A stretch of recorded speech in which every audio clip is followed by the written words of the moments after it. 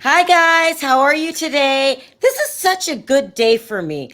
I'm so excited to interview Ronald Richards. Now, as you know, he's been on my show a couple times, well, a lot of times actually, and but I never really interviewed him. He has a stellar career that I want you guys to know about. So, Ronald, thank you so much for doing this interview. I really appreciate it. No problem. I'm always happy to be here. I miss Freddie, but I think you're gonna get now more attention since you're by yourself. Yes, Freddie will be back next time that you come. But I want the public to know about your career if they don't already know. You're pretty popular. You're a list attorney. But for those that don't know, let's get into your background just a little bit. Where did you grow up? I grew up in Beverly Hills, California, with during my before high school years. I did spend 1 year in Makawao, Maui, Oh, for a different experience, and 1 year in Deerfield, Massachusetts for another different experience. But most of my life, I've lived in Beverly Hills, California. do you have siblings? One younger brother. At what age did you know that you wanted to become an attorney? Well, it's a great question. In the Believe it or not, in the early '90s, when I was at UCLA, I had a ticket business, and I wanted to get into business, and they required calculus to get into business school. I was on the UCLA debate team, Hmm. and I'm not very good in calculus. I get sleepy if you're giving, and so I said, well, I'm not going to be able to get into business school right now. So I said I better go to law school because I could get in there. And it's funny because years later, in the early 2000s, I ended up graduating from the Anderson School of Business. I'm actually alumni because they waived the calculus requirement. Oh my gosh. So I actually have a certificate of management from Anderson School of Business at UCLA. I'm alumni. That's a great story. I mean, unexpected, but really, really great. How long have you practiced law? I've practiced law since June 1st, 1995. What kind of an attorney are you? Well, I'm licensed to practice in the state of California and in the District of Columbia, and I'm a member of the uh, district court bars of all federal courts in California. I'm a member of the Eastern District of Michigan Bar, the Western District of Tennessee Bar. I'm a member of the District of Columbia Federal Court Bar.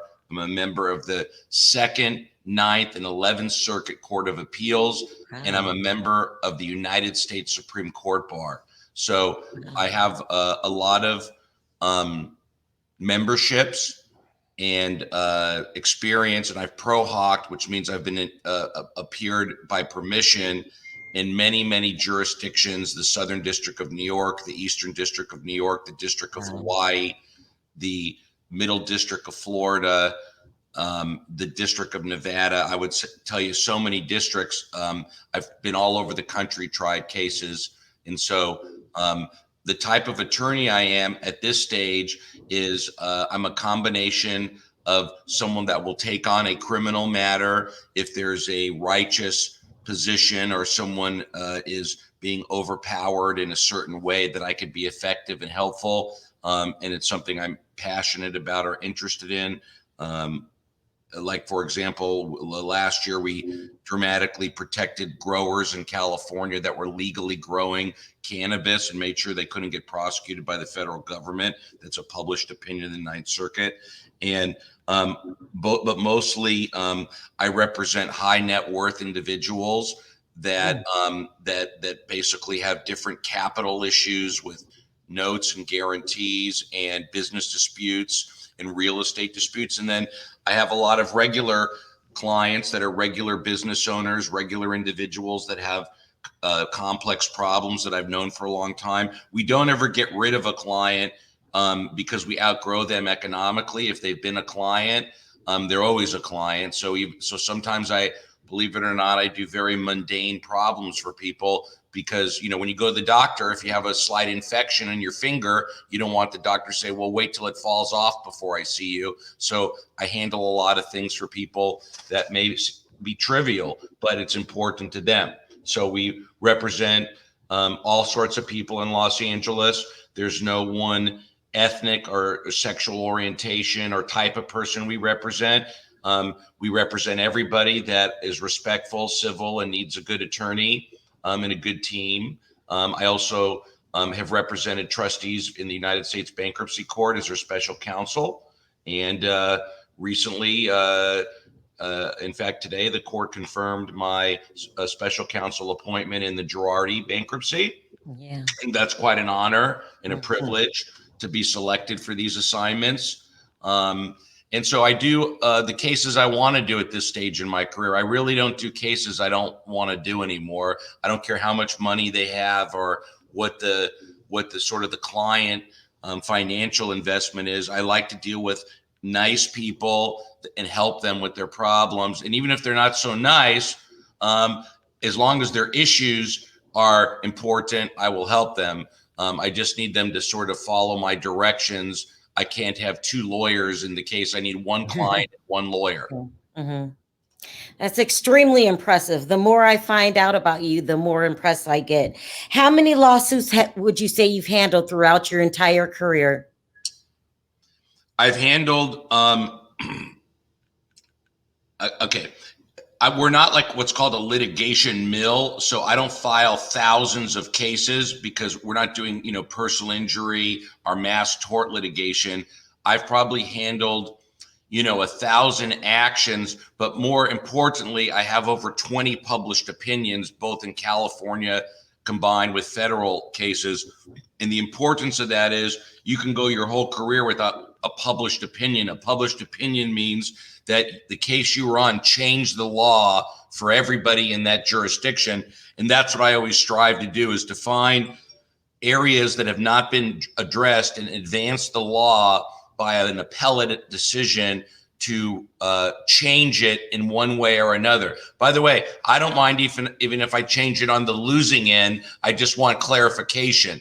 So I like to find areas where the law could be bent or pushed, and that's what law is. It's always a further refinement of constitutional and statutory interpretation. So basically, that's what I do, and I try to do that on a yearly basis, take cases that result in published opinions, and build my sort of lexicon of my impact on the country's legal system in 50 states and federal and state and federal district and federal appellate courts, to try to keep, you know, my academic participation in that process. The country needs lawyers that are academically motivated to take cases, so appellate judges actually have material to make rulings. If lawyers become lazy and they don't bring the cases to the appellate department, then the law never changes for the better. Amazing. That's absolutely amazing. What was your very first case? My very first case, that's honestly another great question. You guys ask the best questions on this show. Seriously. That's why I love this show. Your questions, they're not like whipped up. They're thoughtful. My first case was a Japanese American that owned a flower shop, and I was handling his small claims cases. His name was Mr. Ito, and I was handling his small claims cases and collections in the flower shop in-house. I had like a business that served process and filed small claims cases. And the day I got sworn in by two lawyers who were in my graduating class, but they took the bar 3 months ahead of me. So they swore me in on the postcard and then handed me the bill and said, now that you're a lawyer, you can pay. And then I called the flower shop and I said, hey, I'm a lawyer now, and I saw that one of your claims is above the small claims limit. Can I please file it in the regular court? It'll be my first case. And, you know, Mr. Ito said, of course, I'm, you know, honored to have you do that because you've been such a good, you know, person for me handling my small claims, because he had a lot of in-house accounts that were slow pays. Wow, amazing. Yeah, this was, 20 something years ago. Wow. So when did you get your own firm? What happened is when I was in 1995, I was actually working in a cubicle in Century City on a floor that had a bunch of lawyers, and there was another lawyer who has a famous last name in Southern California named Chemerinsky. That's a very well-known legal name, and he handled criminal and civil. And he would tell me, the criminal was a lot less paperwork. The clients pay up front. Mhm. I like the criminal better, but we do, civil personal injury, just a sort of a potpourri of cases. And so I teamed up with him for 5 years. And around 2000, I started getting very high-end criminal cases that had high retainers. And our partnership, which was a 50-50, it just wasn't working out, because you really can't have a partnership if one partner's bringing in twice as much business. It's not like a negative thing. It's not like a hostile thing. You just have to readjust, because some people, his clientele was mostly Latino based. And those cases that he was dealing with was a lot of cases, but they weren't big retainers because he never sought that market. It was a different type of case where the retainer process was smaller, and he spoke Spanish. He was from Argentina, and I wasn't fluent in Spanish, so I couldn't really cross-pollinate to his type of cases. And I was in Beverly Hills, and he had a lot of great Latino clients that brought in some fantastic cases, but I was bringing in like a lot less cases, but higher retainers. So the client base started separating, which is not good when you have a partnership. And we just decided, after a very fantastic 5 years, to end the partnership. And I was going to go out on my own, and start with my own firm, because, I also was not like his law clerk any longer, or sort of like the younger lawyer. I had 5 years under my belt, and I just felt like it was probably good. At any time in Southern California, I've had many associates work for me, then start their own firm, go to the DA's office, whatever. It's a very normal process for a lawyer one day to say, hey, you know what? I want to hold out my own shingle, try it myself. And you always are. You never have any regrets, because if a client ever wants to leave me, I would think they're nuts and go somewhere else. But it's always the client's choice. And, if they ever lost even a percentage of confidence in me, I'd want them to go somewhere else. So it's a great choice. I never would want a client that doesn't have 100% confidence in my effectiveness. So you don't want that. And so it's a healthy, transparent process for associates to start their own firms, do whatever they want, and for clients to do whatever they want. I know all my former associates, have great relationships with them. I refer them cases. They've referred me cases. There's really no issues or animosity. It's all friendly.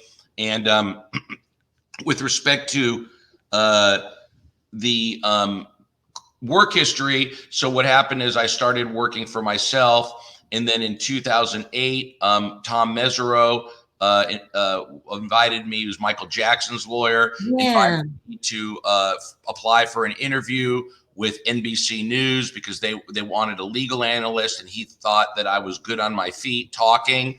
And I applied and got approved for it was maybe 2007 or I forgot the year. It was the early 2000s. I applied and was a paid legal analyst for the Michael Jackson trial. And I lived in Santa Maria and covered the trial for NBC News. And I had a lot of inside info, because Mesereau, had referred me. So he always gave me some good tips. And my other friend worked for ABC News. So it was fun. It was an exciting time in our lives. And we got to cover this fantastic trial. And of course, his complete not guilty for Mr. Jackson. And as time went on, I started taking, there was another phase in my career where I started representing Palestinian Americans who were targeted with pseudoephedrine crimes, which is like basically Sudafed, but they were getting mass volumes of it and selling it to people in California who were making illegal substances out of it.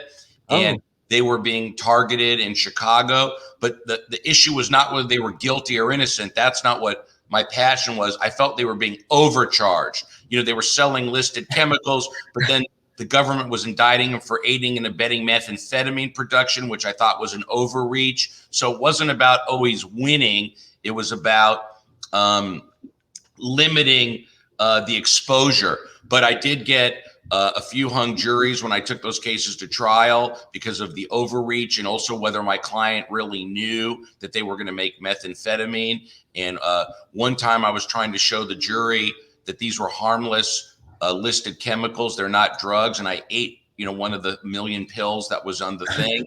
And the judge called me. He became a California Supreme Court justice, and he told me if I ever do that again, it's going to be the most expensive shooting I've ever had. So I learned not to touch the evidence after that. That was a big mistake, which I owned up immediately. I told him I got excited in my statements. And again, lawyers get excited sometimes. They make a mistake. But what you got to do as a lawyer, if you make a mistake, you got to own the mistake. Mm-hmm. That's why people don't get it. People need to, if you make a mistake, it's okay. But if the longer you try to avoid it, the worse it becomes. So I really think that's a good lesson to learn when, you're going to make a mistake in front of a judge. Everybody does. Everybody does something wrong or forgets a deadline or a pet peeve. And so anyway, so then I worked on those cases. And there was a lot of MDMA cases, and that used to be like a harmless drug in California. It wasn't even illegal in California. And ironically, now they're going to want to schedule it for psychiatric treatment. The street name is ecstasy, Molly. Oh. That's it's a harmless, compared on the scale of drugs. It was never viewed. When I say harmless, I don't mean people should do drugs. I'm saying it's harmless on the spectrum of a public policy in California. They didn't even schedule it. So there's no law against being under the influence of marijuana, ecstasy, mushrooms. The legislature's never made those things illegal. So I focused on MDMA cases. And then in 2001, the federal guidelines shot up from 35 grams to 1 of marijuana conversion to 500 grams to 1, which just means the penalties became more analogous to methamphetamine, very serious. And all these kids that were dealing it started looking at 15 to 20-year sentences overnight. And so I litigated those cases for a while. Then that market dried up as with everything else. The Chinese took over and started doing it in China. And also people got scared of these long sentences. So that kind of, but I got a lot of experience in the federal courts and trials, and and then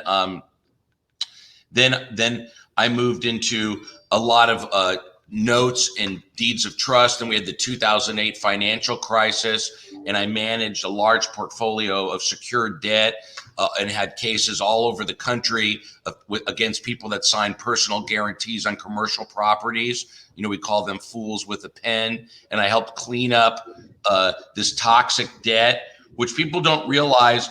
The secondary debt market, and when people default on these commercial loans, it's people like you and me, Sharrell, that end up paying for these defaults. So you don't need to feel sorry for people that are doing business investments on commercial properties and then end up not paying the bank. We end up paying for all that. So I cleaned up all these people that weren't paying their bills, basically on the commercial side, not on the residential side, and basically pursued them and made the secondary debt market more fluid. And we had a horrible law in California that if the same lender lent twice to a borrower, if you lost the second deed of trust, or what people would call their HELOC loan or their second loan, there was a crazy law.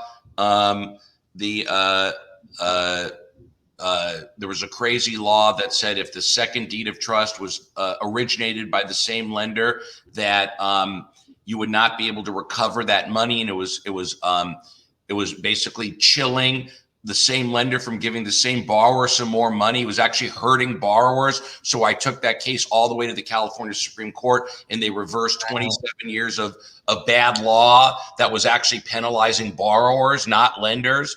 And I fixed that problem for the entire state. And So there was another case that was a crescendo in my career where it affected hundreds of thousands of landlords, mom and pops, where someone would not pay their rent. They would get lawfully evicted after a fair trial, and then they would file bankruptcy before the sheriff would serve the forms.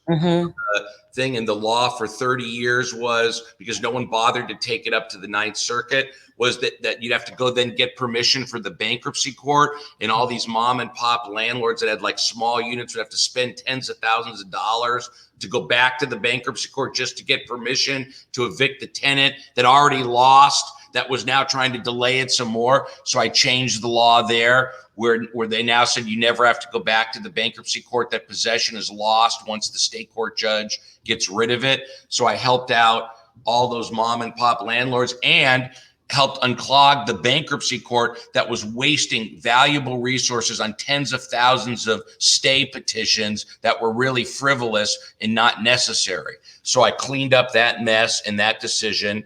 And then I would say one of the most important decisions of my career was United States versus Pizarski, where 7-8 years ago, these two growers were charged with cultivating marijuana because they were unfortunate that next door up the road, there was a large grow operation. But when they hit that farm on a search warrant, nobody was home. So they went to the next farm, which my clients had like 300 plants, nothing, with 6 medical marijuana notes. And they ended up arresting them, dropping the charges, never filed state charges. And then they got indicted in federal court in San Francisco. And they were looking at, an egregious amount of time for doing nothing but growing cannabis legally with doctor's notes. So then Congress, on the day of their sentencing, Obama signed a law that said that anybody that was in compliance with state law, the government can't spend money on those prosecutions.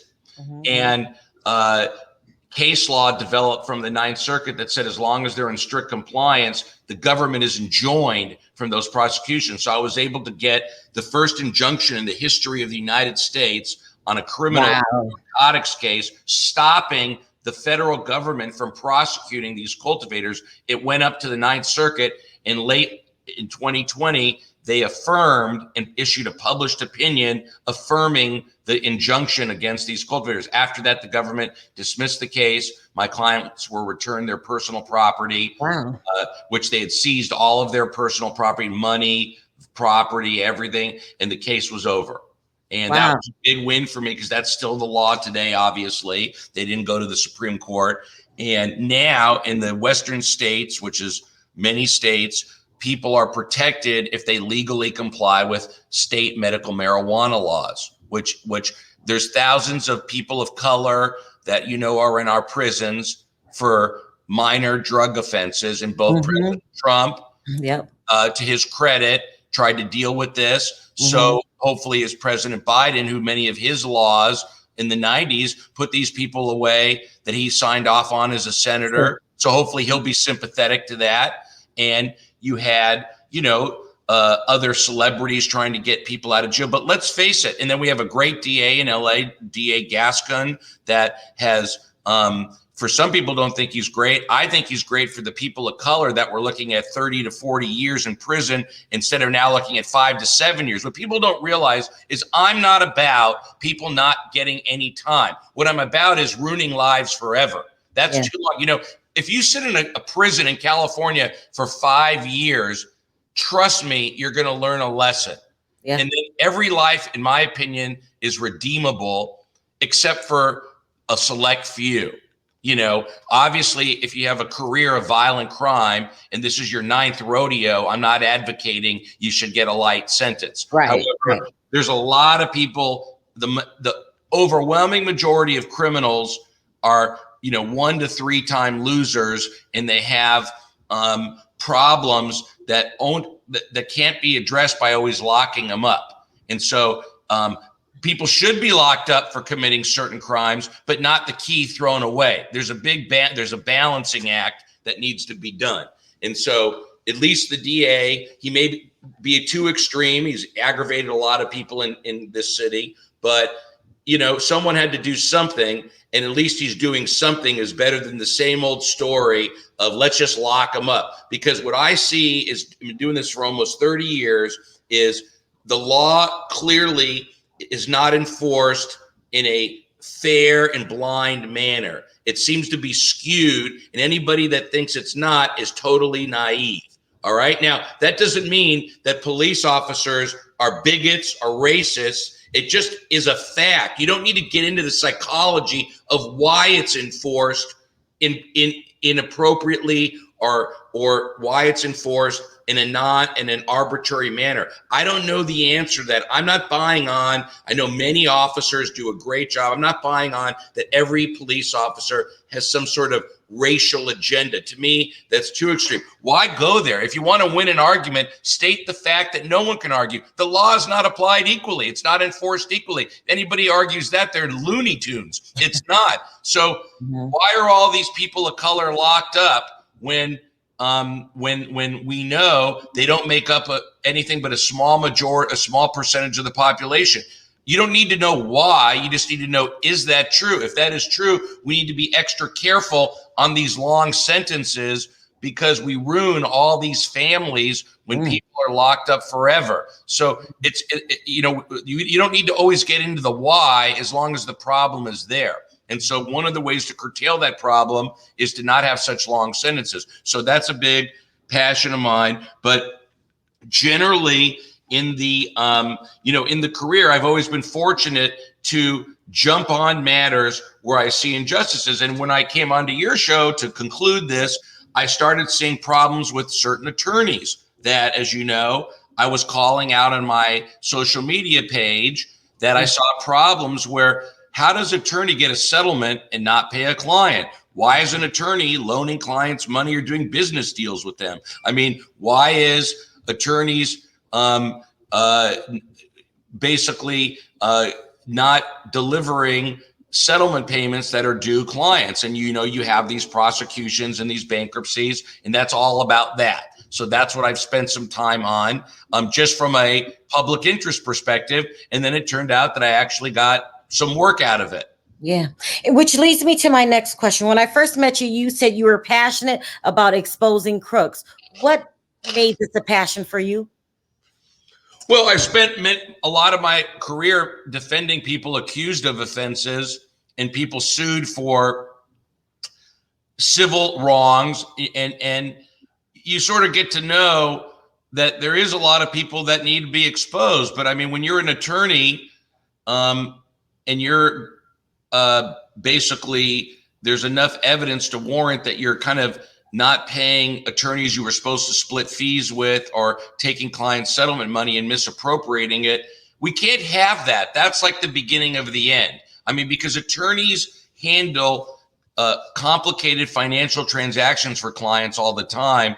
And if the public started thinking that when your settlement money came in, I didn't pay it, or I was using it to finance a affluent lifestyle, it would be a total breakdown in the important trust that we need with the public. I mean, when I cannot tell you how many times we need to be involved in brokering a settlement or a transaction with people. So they need to be able to trust licensed attorneys. And I need to point out to the public the right questions to ask. And also, they need to recognize that the Girardis, the Avenattis, these are the exceptions, not the rule. Right, exactly. The exceptions. So most attorneys aren't convicted of extorting adversaries. Most attorneys are not put into involuntary bankruptcy, and then it's discovered that tens of millions of dollars of settlement money was not distributed. I mean, that doesn't happen very often. It's extremely rare. What about the Girardi lawsuit caught your attention? The Girardi lawsuit caught my attention because there was all these civil suits percolating around, and I saw that he was over leveraged in his receivables. And it led me to believe that this guy is about to fall off a cliff. And then I saw in Chicago that litigation start to really escalate. And then I knew that that money was not going to be repatriated to to the clients in that Boeing case. And so that's when I went into warp speed and started looking at all his pending civil matters. And then I saw what we would call a legal calamity on my hands. What made you document it on your popular Twitter account? Well, I felt like because all of us have a collective knowledge, and if I could talk to 15,000 people a day about a subject, I'm going to get 5 to 10 people that are going to write me and say, hey, you know what I know, or here's my opinion. And you always have the trolls on Twitter that are just people that want to, I don't know, insult you because they're not in front of you. I mean, nobody insults me when they're in front of me. Exactly. When I'm face to face, they're not going to do that. Right. So they just want to anonymously make comments. It's just fine. Doesn't bother me. If they get abusive, I just block them. But the issue is, it's a collective knowledge. It's like there's so many lawyers on my Twitter page, and they send me an email. Hey, I saw this tweet or post. We call them posts with lawyers. They don't always say tweets. They say, I saw your post. And hey, here's what I know about this. Don't tell anybody. Here's my view. And then I get a lot of inside info. Helps me advance the story. And it's a very important story. I mean, you don't have large scale alleged fraud like this on clients. You just don't. Were you shocked when you were asked to be involved in the lawsuit? And were you shocked? No, I don't. I don't get shocked when I was flattered is the correct word, flattered, because I don't walk around telling people when they want to hire my office or me, I'm a really good lawyer, you should hire me, here's why. That never comes up because it's always a referral, or the vetting process is done way before they call me. I'm always concerned if somebody's calling me and they don't know anything about me. That's odd. Why would you? I mean, that just doesn't happen very often. So when I got the call, I was flattered because I knew there was an internal vetting process that I must have survived, and I appreciated the confidence that I was given the offer to send over a potential agreement, and I knew that it would then be a public filing, and I felt like I could be very effective because I'm very good at tracking down transfers and assets, and I felt that I could contribute now in a direct way to the estate. Which was my next question. What were you asked to do in the lawsuit? Well, I'm basically asked to track down transfers to Erica Girardi, and I'm basically asked to transfer track down assets to Erica Girardi and her company that were transfers from the Girardi Keys estate. So I'm doing a full investigation, then that'll lead to potentially other actions. Were you aware of the fact that Erica did not want you on the case?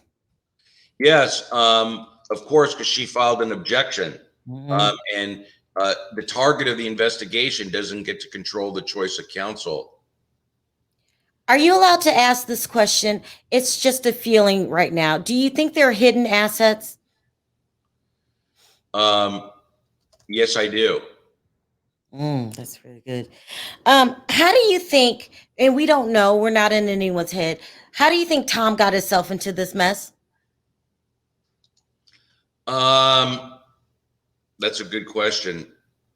I think by over leveraging his assets on each case, there wasn't a loan he didn't like. So I think that by over leveraging himself, that's what happened.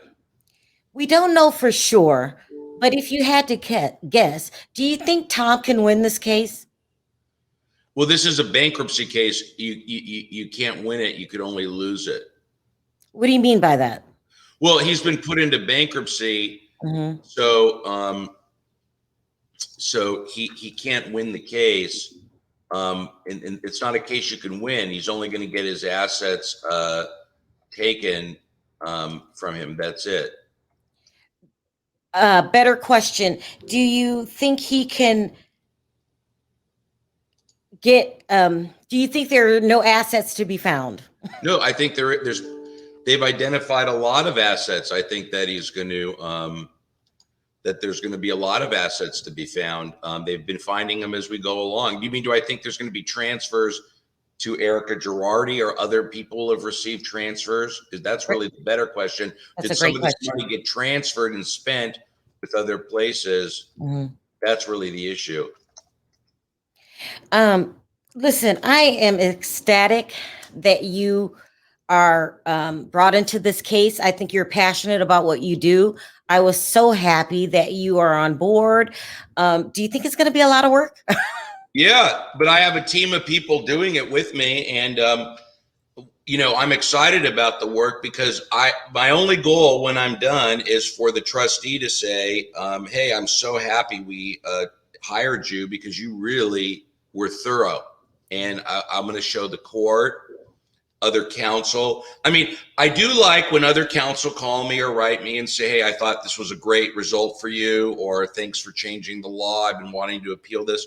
I do like peer recognition, because I give peer recognition when I see a colleague do the impossible or win a hard case. I always let them know in a letter, what a great job, because I like that collegiality. I don't need anyone else to think I'm good or effective, but I do like when my colleagues think I am, because they to get a compliment from another lawyer is hard.